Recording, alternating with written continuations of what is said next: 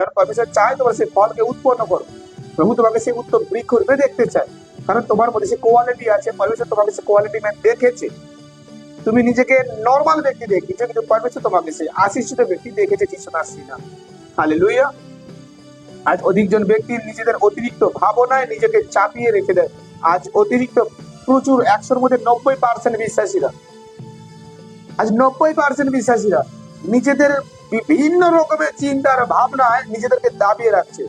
ধন্য তারা যারা ইহোবার চিন্তায় থাকে, তাদেরকে কোন রকম, এই যেমন আমি বচন বলেছিলাম না, বচনে লেখা আছে না, ব্যাধের ফাঁদ হইতে, এমনি লেখা নেই।